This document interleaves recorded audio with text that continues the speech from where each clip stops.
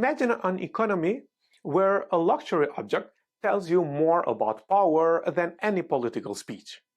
That's where today's guest comes in.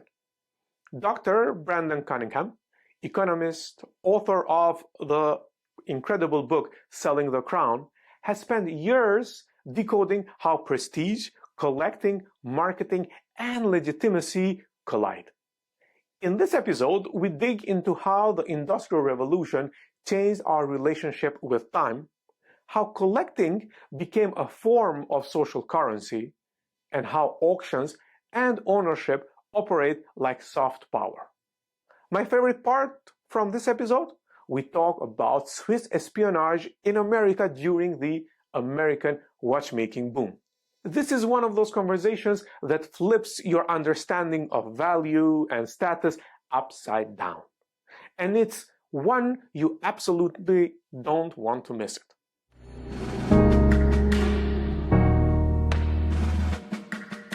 All right, everyone, welcome to another episode of Watches and Politics. I'm very happy to have with me Professor Brandon Cunningham, and actually he's joining me from Geneva today. We will be talking about the Industrial Revolution. We will be talking about marketing. I'm extremely happy to have him here. Actually, I was a big fan of his book for a long time, Selling the Crown.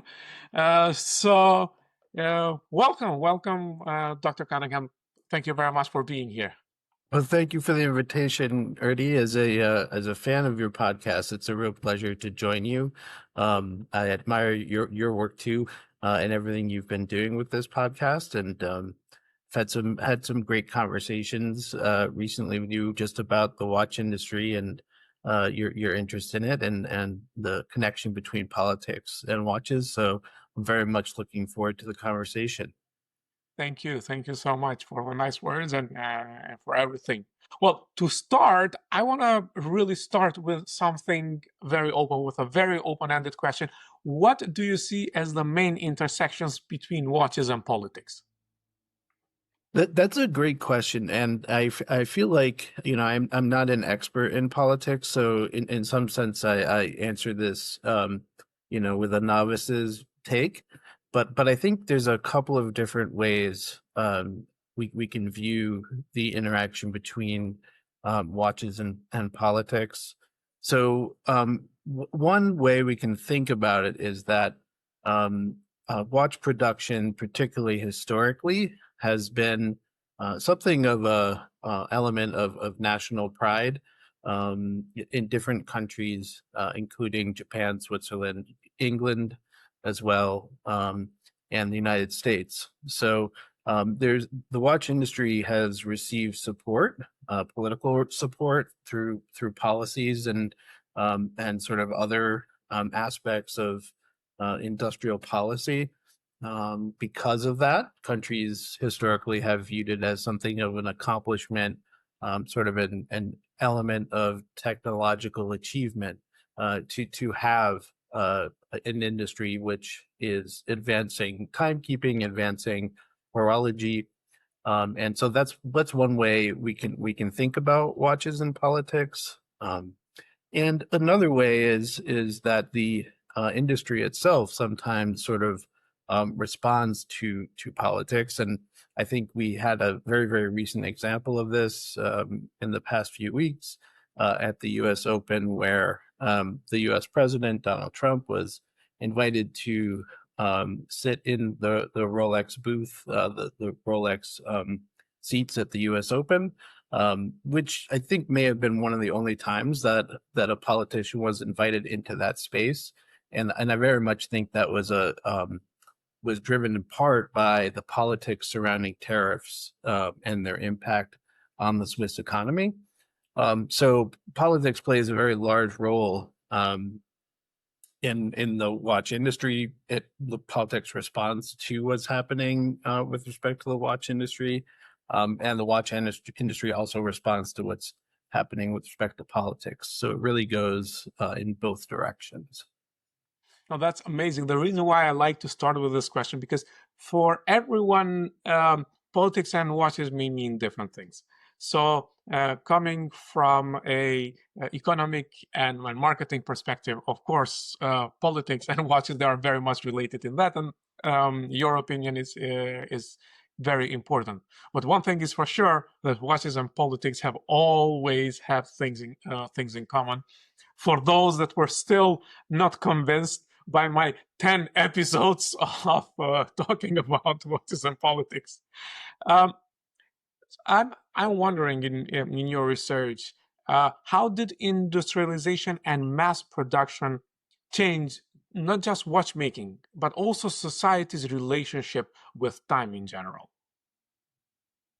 Right. So industrialization and mass production of timekeeping, I think it's fair to say, based upon the evidence presented in this book called Disrupting Time, I think it's fair to say that in the 19th century, towards the end of the 19th century, the United States, and in particular, according to that book, the Waltham Company, they had really, in some sense, perfected a lot of aspects of industrial mass production of watches, and they were able to achieve very large volumes of production at the level such that they had to take very seriously the challenges associated with sort of encouraging purchasing of watches at that scale.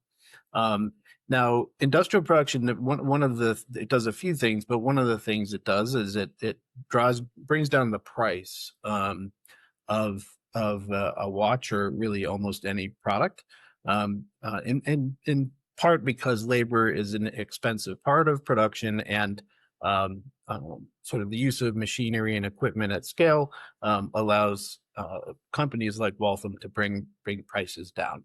And so you can think of that almost as a democratization of access to watches and timekeeping. Timekeeping can start to become used on a wider scale by more people for more things. And so in my mind, that was one of the big moments, was this move, push towards mass production. And in Disrupting Time, the author traces the fact that the Swiss actually were very impressed by Waltham's move towards mass production, to the extent that they did something akin to industrial espionage to sort of learn what Waltham was doing and bring that back to Switzerland, because at that point it was something of a cottage industry. There were sort of individual small producers of parts that would eventually be sort of brought together in Geneva and assembled. But the Swiss learned that in terms of price and even quality, it was hard to compete with mass production. And they had to sort of develop their own version of that. They couldn't wholesale adopt Waltham's model, but they figured out a way to sort of achieve the benefits of scale and become very competitive as a result. No, definitely. And the Swiss watch industry was always looking for scaling, was as it was becoming more famous and ready to export elsewhere. There are very important examples that they actually have copied Waltham, and they have tried to do mass production, including what we know today as big brands. If I'm not mistaken, that has, not at that time, but that has later evolved into Rolex and Omega and others, and Tag Heuer, who have been able to produce very, very quality watches and parts. And the most important thing, according to my research, has also been the interchangeable parts. Because if a Swiss watch was broken, then it was very time consuming to fix it, because they need to make the parts again and stuff like that. Whereas when they produce the parts or mass produce the parts, then it was easier to swap the parts, right? Yeah, absolutely, absolutely. The one of the things that sometimes gets lost potentially is this idea that watches, traditional watchmaking, these are durable products, right? Durable goods. They last over time, and so you do need sort of an ecosystem around the industry, involving service and changing of parts if needed, and that sort of thing. And mass production allows for that as well. It's a little bit cheaper to service a given watch if the parts are more or less going to fit when you have a supply of them. And so, as we sort of went into the 1900s, the early part of the 1900s, the Swiss very rapidly adapted these practices that allowed them to manufacture at with precision. You see them start winning all kinds of chronometry prizes, Omega, Rolex, others, Zenith. They were very proud of these. They would advertise those accomplishments. And it's very much part and parcel of successful adoption of mass production. Yeah, you mentioned the democratic access or the democratization of watches. That is also a term I use, taking in consideration we're talking about watches and politics. So I wanted to just stop a little bit before we go to the 1900s. In 19th century, what did it mean to own a watch? So, it was certainly the case that due to efforts by Waltham and many other companies, it was becoming less expensive to purchase a watch. But nevertheless, it was still a very expensive product for households to buy. It would require some level of savings over time in order to afford one. And so it was certainly the case that there was an element of a status symbol to being able to afford a watch, and particularly if you sort of look at the different versions of, and at this point we're talking about pocket watches, the different versions of pocket watches with which could be very plain, up to those featuring engraving or precious metals. Particularly those types of watches would serve as a sort of signal of achievement or savings that were adequate for you to be able to buy something like that. So nowadays with cell phones, like almost everybody or with cheap quartz watches, almost everybody can have a timekeeper if they want one.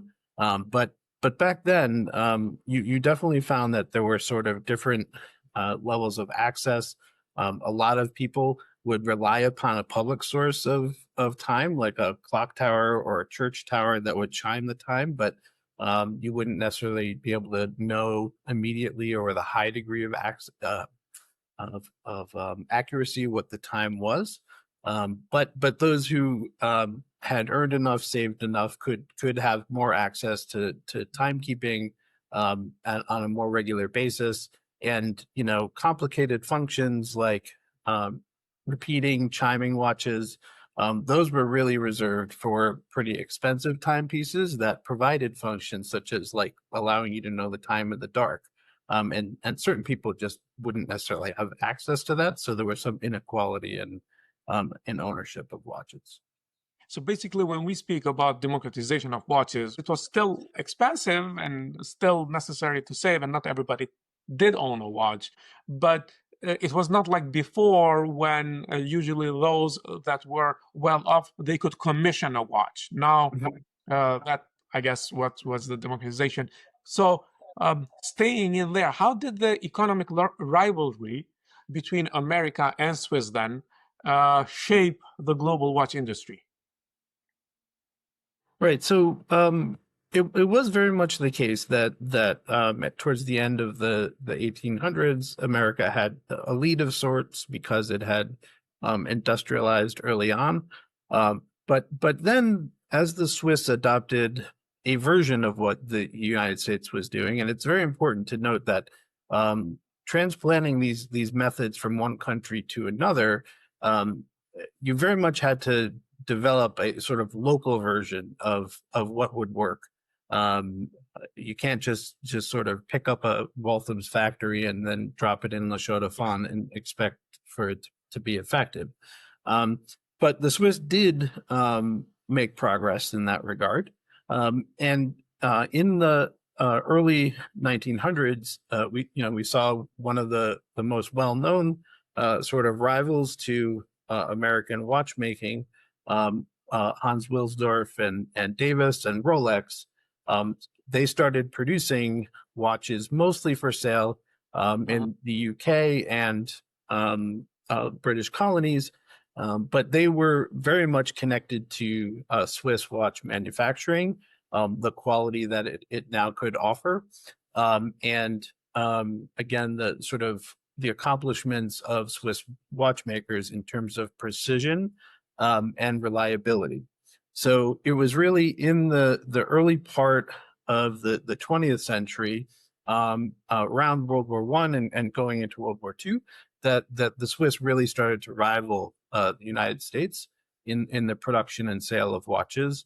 England at that time was also a pretty major player in watch manufacturing, but the Swiss were on the move and really starting to rival many other producers. Excuse me. So I guess the Swiss were early adopters. Although they doubled their efforts to staying on heritage and tradition and everything, and for them, but they were also early adopters in sending to America. Before that, Patek Philippe was interested in America. I think that's right. Yeah. So, and I should say that when I make comments about the industry as a whole, yeah, we definitely shouldn't lose track of the fact that there were certainly exceptions towards sort of the level of quality and accomplishment that Swiss watchmakers were able to achieve. And you mentioned Patek. Patek is a great example of that. They were successfully distributing watches in the U.S. in very early days, and they had very impressive marketing efforts in the U.S. that were very successful. And so, that was actually one of the businesses that a lot of Swiss firms could look towards to say, look, this is a model we should think about following because it's worked very well. So now we're entering into modern or contemporary topics, not only about production. I think we can fast forward to that. You mentioned marketing. Can we talk about watches and marketing maybe? Like, yes, watches are about elegance. Watches are about precision. Watches are about all those great things that we love to collect or hoard. I don't know what to call myself also, but it has to do a lot with marketing as well. And your book actually talks about selling the crown. So I want to fast forward to marketing and watches and how that has developed, especially the Swiss watch industry, but also others, because I believe that is very important topic to touch upon. Yeah, absolutely. So, marketing, in some sense, is one of the most important ways of expanding a market. So, there's businesses can succeed in a couple of different ways. One way is what we refer to as business stealing. So, you can convince a market of a given size that your product is more worth someone's dollars or yen or pounds or Swiss francs, right? And you can, in essence, steal those customers from your competitors, and that's certainly important. But one of the more important aspects of marketing is that it is sort of spending on sort of spreading the word about a product category and potentially expanding the market. So that in essence, every player in that market can potentially benefit because the total size of the market increases. And both of those things very much were happening with marketing efforts in the early 1900s. Most of those efforts were done through print media primarily, newspapers, magazines, that sort of thing. But even as new forms of media arose, such as televisions, movies, that sort of thing, the watch industry was there, sometimes even producing its own small short movies that were played before longer movies. They were, airing advertisements on radio when radio came along, and so they would use any form of media they possibly could to get the word out about the quality of their watches and encourage people to buy them. So really, marketing from the very earliest days was a very important part of what watch brands would do in order to gain clientele.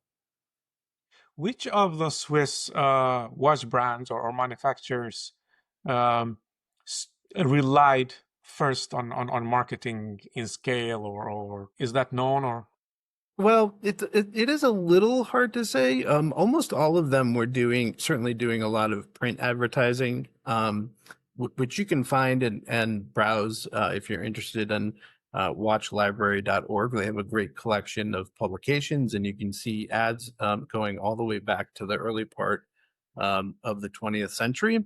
But certainly Hans Wilsdorf gained a lot of notoriety, in particular for placing his watch on the wrist of a famous swimmer named Mercedes Gleitz, who swam across the English Channel, and he then sort of very intensely advertised the fact that the Oyster waterproof case was part of her effort to swim across the Channel, and I think it's widely acknowledged that Wilsdorf was a bit of a genius when it came to these sorts of advertising campaigns tied to sports, tied to achievement under against great odds, and certainly he's very well known for very successful advertising campaigns.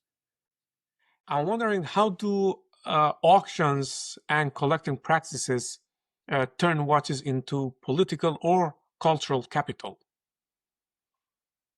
Well, that's a great question. So auctions are sort of interesting because especially these days, they've become a bit of a cultural moment. One aspect of watches and watch collecting is that they can become symbols of a certain time or certain historical moments. So recently, even in the past few years, we've had watches that were on the surface of the moon on an astronaut's wrist that have come up for auction. And the auction itself gains a lot of attention and also sort of brings back to the surface sort of memories of these historical episodes. And so in some sense, auctions have become a part of the sort of marketing ecosystem. There's more mass media coverage of these auctions, more attention paid to them. And when you have multi-million-dollar results for some of these historically important watches, it draws attention to the fact that these are collectible items that have been there at certain important cultural, historical moments. And it helps generate interest in watches and watch collecting. Yeah. It's interesting you mentioned that, and that is because this has all to do with marketing as well, auctions and collecting practices. And I was talking to Eric Wind the other day, and he was telling me that a few years back, when he was at Christie's, for a 200 watch pieces lot, maybe they had 200 people that were registered to bid and stuff like that. Now for lots that are, maybe 400, 500, they have tens of thousands of people registered to bid from all across the world. And when we're talking about word of mouth, and I mean, this is tens of thousands of people's word of mouth that were there. In your research for Selling the Crown, what did you learn about how collectors and institutions legitimize certain objects or legitimize ownership of certain objects? In this case, watches, but also we can expand that. if you wish. Sure. So, one of the interesting things about watches and watch collecting is that it's, in some sense, a somewhat rare combination of craft work and design and sometimes artistry, alongside sort of the practical issue of keeping the time. So if you look at other collectible items like paintings, for example, the importance of art and design there and emotion is and even the personality of the creator, it is very, very clear. But um, it's not as clear that like a piece of art serves a practical purpose in terms of like reminding you of when you have to pick up your kid from daycare or something like that.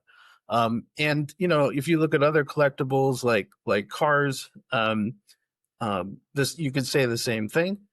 You may want to collect a certain Alfa Romeo from a certain era, but you wouldn't necessarily drive it every day to work. You may more just look at it and drive it once in a while, but practically speaking, it's not quite as useful. Watches actually check that box in a very unique way.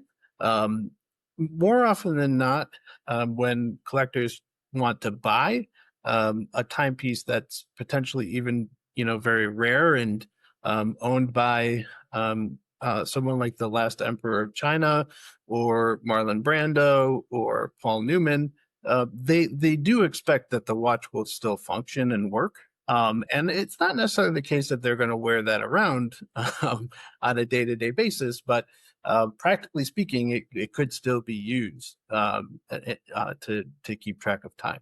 So I think in a lot of ways, that's kind of a unique aspect of watch collecting, and Rolex sort of very much grasped onto this notion.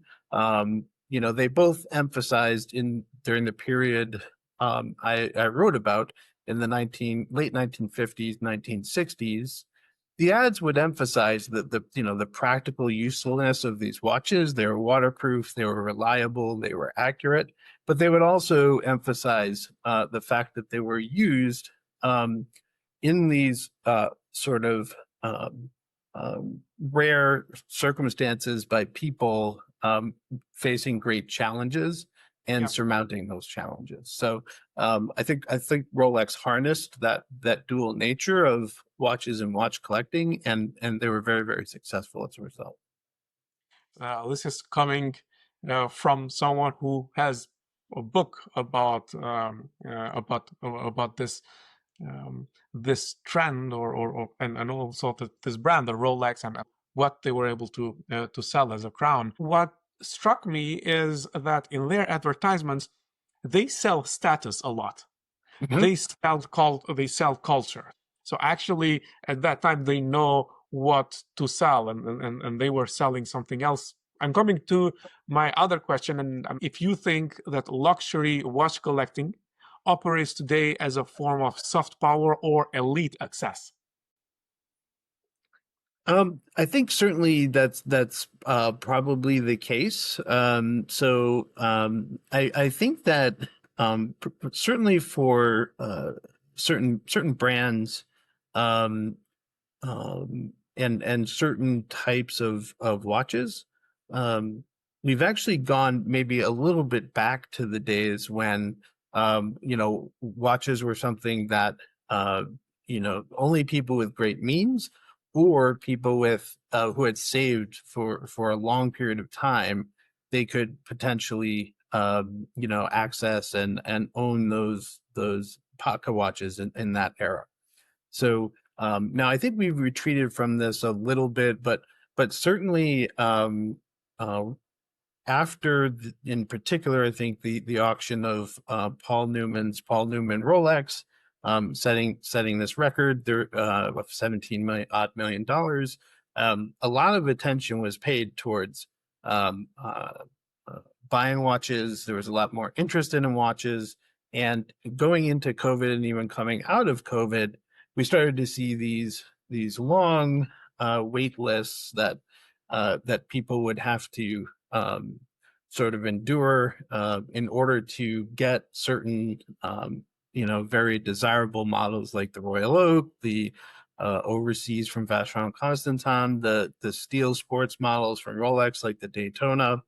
And so, in some sense, in certain parts of the watch production catalog writ large, we were actually going back towards the days of less access and having to spend much more in order to have certain watches.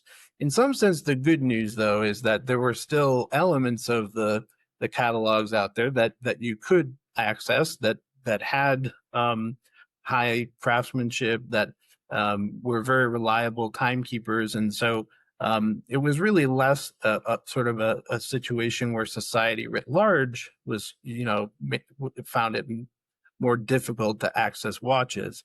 Instead, there were corners of the industry that began to approach a more sort of luxury, low access model. And and that ended up potentially being a little bit frustrating for certain collectors. Now, I believe we're kind of retreating a little bit from those days. Access is opening up a bit more, but the one aspect of this trend since 2017, 2020 that we haven't set aside is the sort of rapid increase in prices of some of these examples. And I think that's the newest thing people are talking about. Are these prices sort of reasonable, air quotes around reasonable, whatever that means? Are they sustainable? Should they continue to increase at a high rate? And so that's where we are now in terms of access, I think. So basically, in political terms, if I translate it politically, the watch industry or the watch collecting was flirting from democracy, was flirting with oligarchy a little bit, where only some people had access to some watches. Yes, I think that's certainly true. But I will say that there even during those periods of difficult access, there certainly were stories that you hear of people who really have a passion for watches and watch collecting, making a connection with authorized dealers, and maybe they don't have the type of spending history of hundreds of thousands of dollars that others might have, but there's certainly situations where people have sort of gained access to these timepieces because of their passion and interest and the relationships they've formed. And so I guess there's not sort of an iron ceiling preventing everyone from the oligarchy all the time, but it could certainly feel like that in a lot of circumstances. At the end of the day, everything is about that relationship. Everything is about the people. And I guess that is also why we collect, because of the people that are involved. And when I'm speaking about the elite access, it's not something that if you have this watch, you can access to that network or you can access to that elite. Maybe at most it can be if two people have a reverso, then in entering into a room, entering into a school, entering into an event, they can start talking about watches immediately because they understand the history of reverse. If in a boardroom, two leaders, two CEOs, or two CFOs have tourbillons, it says that, hey, I know who Breguet is, and we can talk about it most likely. So I guess for me, that is what kind of access it gives and what kind of relation it builds. Well, we've talked about the trend of collecting and the trend of watches is changing. How do you see the role of collectors shifting now in this age of Instagram and global auctions where everything is broadcasted real time, especially in auctions, but now Instagram and stuff like that? How do you see that role of the collectors shifting? Yeah, I see collectors and the passion of collectors as being something absolutely vital when it comes to sort of the longevity of the industry and the ability of the industry to continue to succeed. And you know, I think I've seen this in a number of different ways. I've been invited to present at different Zooms for different collector groups, and in those presentations and in those meetings, you can really see a lot of passion and interest in collecting and all different sorts of brands, all sorts of different types of watches and that sort of thing. Red Bar is like this pretty amazing global Yep. phenomenon where people, meet on a somewhat regular basis to talk about watch collecting and share timepieces. And in a lot of circumstances, that's one of the only opportunities you might have, aside from maybe an auction preview, to see a wide range of timepieces that it could be hard to see otherwise, and so those gatherings actually continue to sustain the interest in watches and watch collecting. And so I think it's something the industry does actually embrace and has been embracing for a little while. Certainly in the 1960s and the 1970s, even into the 80s, and to some extent to this day, watch brands had historically been more B2B organizations, that is, business to business. So their primary customers, the brand's primary customers, were actually other businesses, the dealers that would end up facing the collectors and the consumers and selling to them.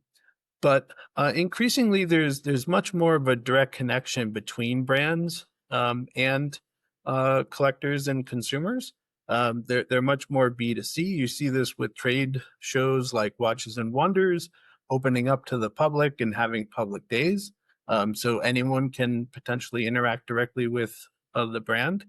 Um, just this past weekend, I visited IWC's museum at Schaffhausen at 6, 7, 8 o'clock at night because they were open up. They open up one night a year to the local community and keep the museum open until midnight, so that everyone from the community can come in, see the collection, hear presentations, talk to watchmakers, interact with the brand's historian.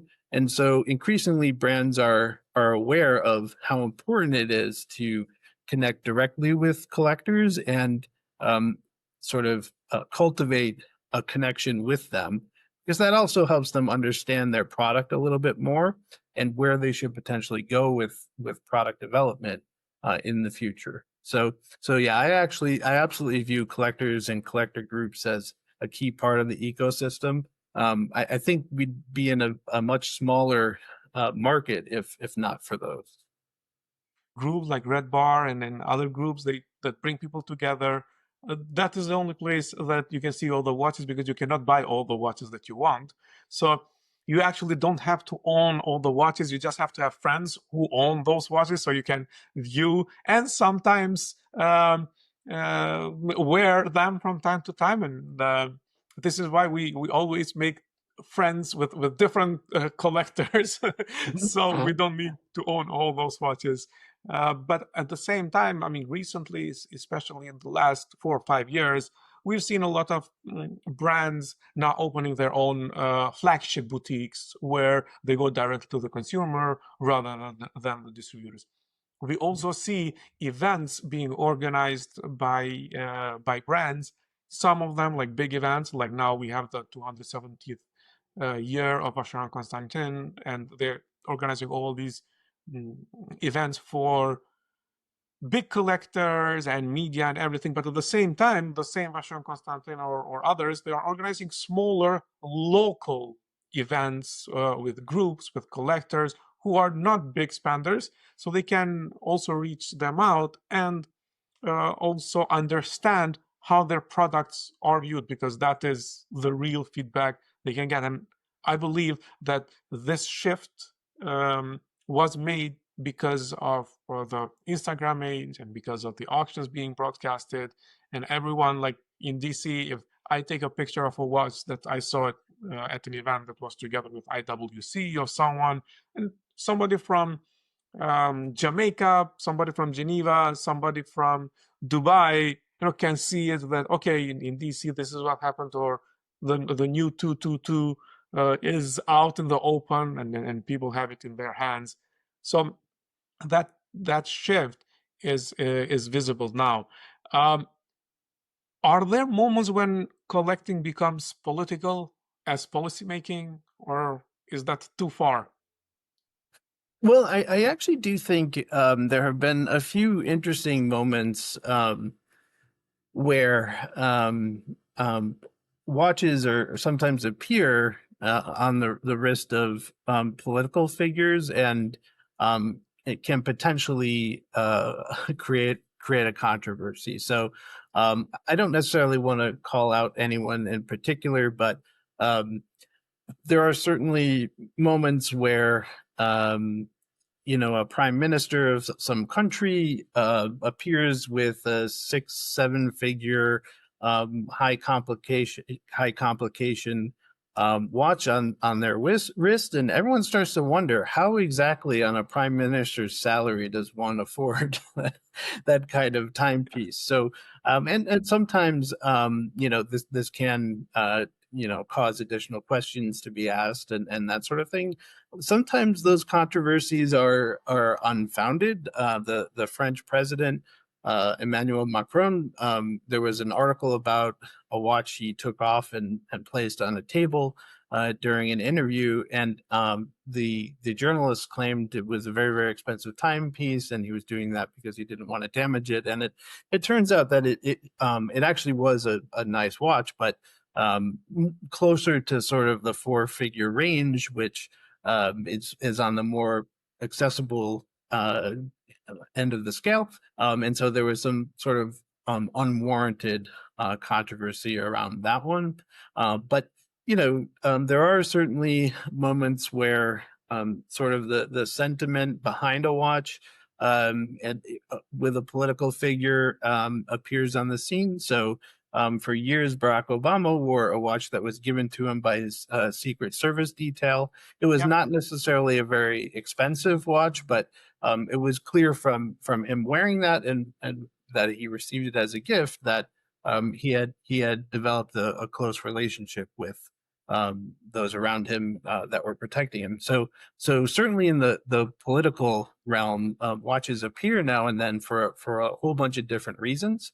And it's interesting to see what happens when attention is paid to them. Yeah, and in a few cases, we have people then claiming that a watch is called a certain way or not just because it was worn by somebody. So we know that the Rolex day date, that is called a president's watch in America because US presidents, they used to wear. And then certainly, like for example, in China, there was a crackdown on corruption, of course, and part of it was because of all the luxury things flowing, and including luxury watches.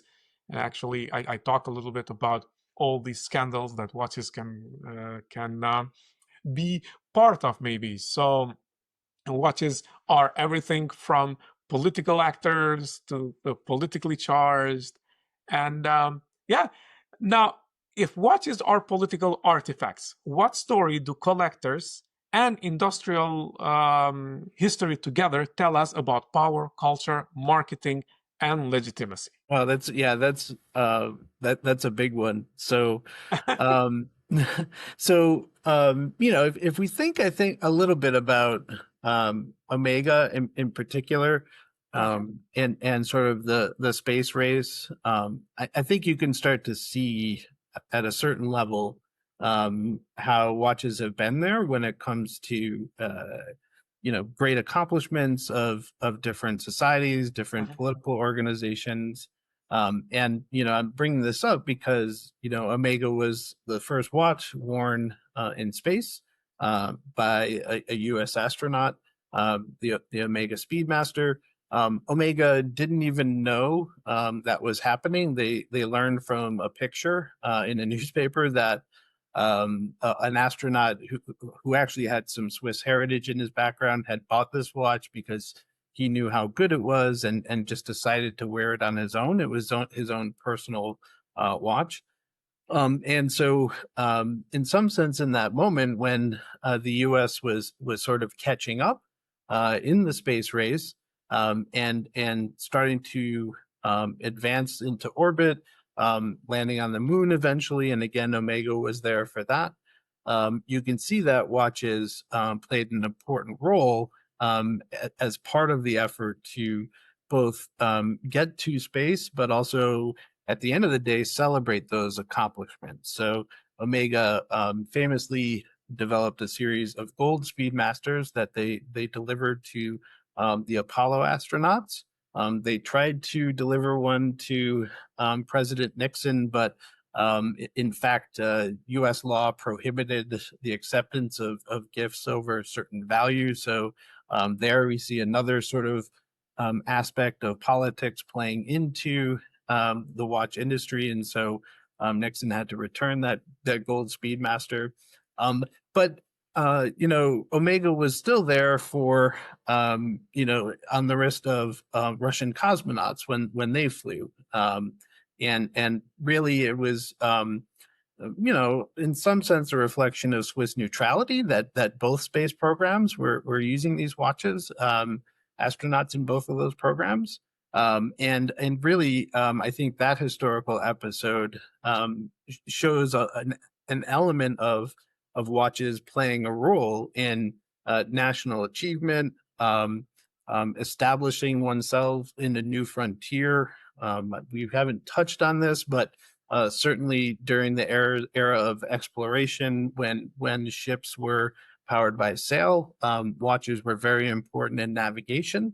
And allowing ships to travel great distances.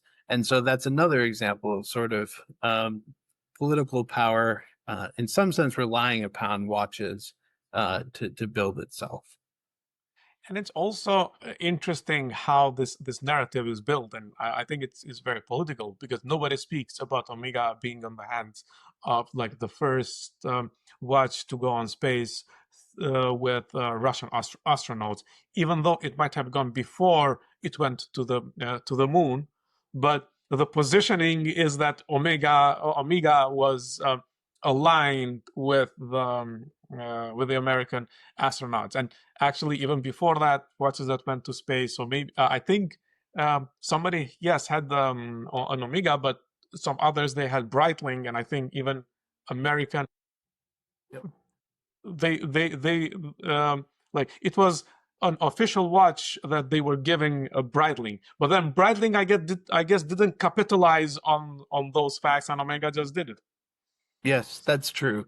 That's very true. So there is an element of serendipity for brands in some of these moments, but really what's important in the long run is to sort of build upon that. So Omega, famously submitted the Speedmaster for space qualification, and the Speedmaster was the only watch to actually make it through a series of very strenuous tests.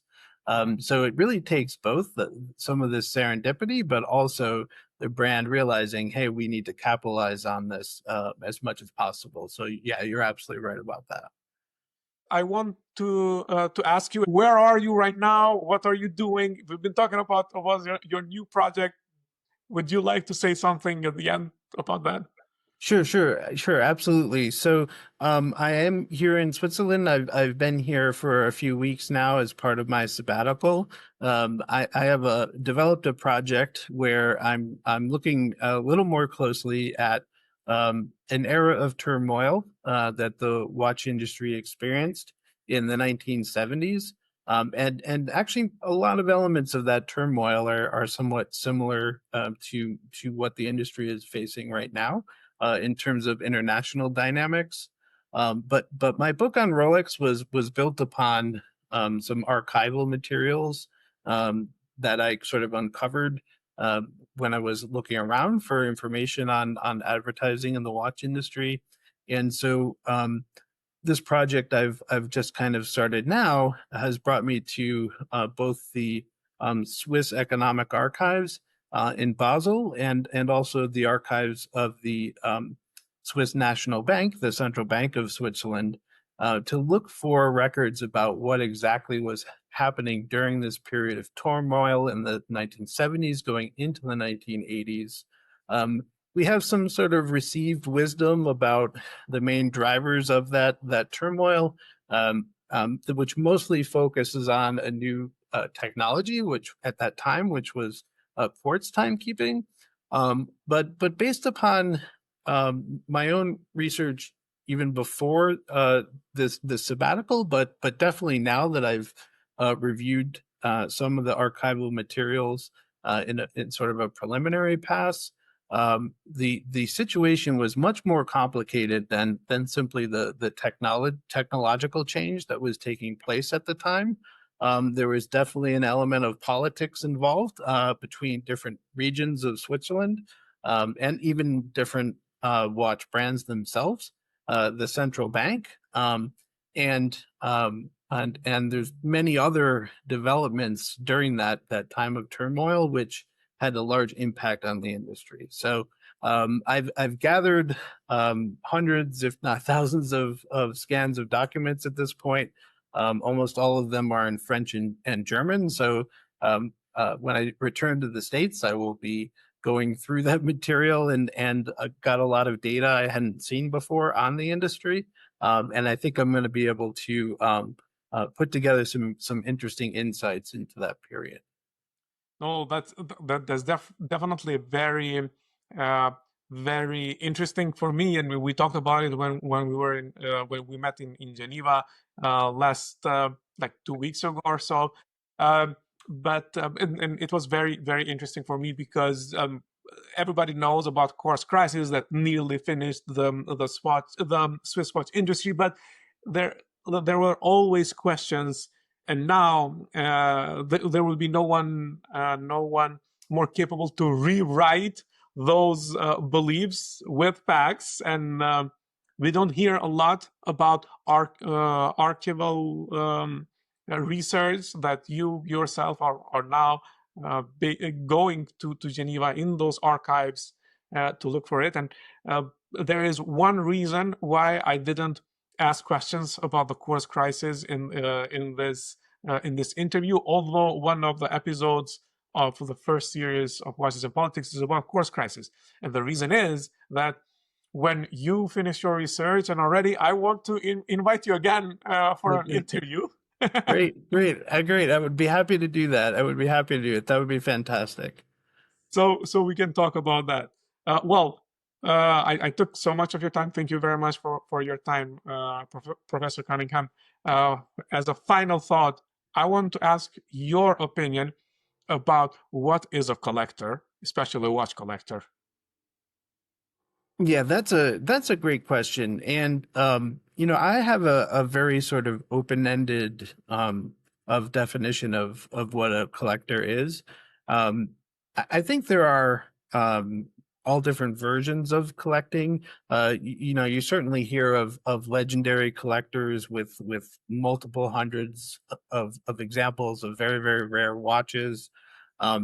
But there are also collectors who are just starting out, maybe even buying a couple of different moon swatches, or maybe collecting Tudor or Tag Heuer or that sort of thing. And to my mind, those are both collectors. The key thing is the passion and the interest in learning about horology, learning about the history of brands, the history of watches interacting with politics and culture, and really building a collection that reflects that interest and that passion. So that's my view of it. I have a very sort of open-ended and inclusive view of what a collector is. And everyone who is there doing those kinds of things is part of a community, and community is a very important part of the watch industry and watch collecting. So that's my definition of a collector. Well, thank you very much for your time. Thank you very much for your knowledge and wisdom and sharing it with us today. I believe that collecting and watch collecting, it has to do a lot with education and knowledge. And definitely this interview and your work is your contribution to every collector wherever they are. Thank you very much, Professor Cunningham, and it was such a pleasure. Likewise, Erdy. Thank you for having me, and I'm looking forward to your episodes of your podcast. Thank you, Erdy. Thank you for your support. Have a great rest of the day. You too.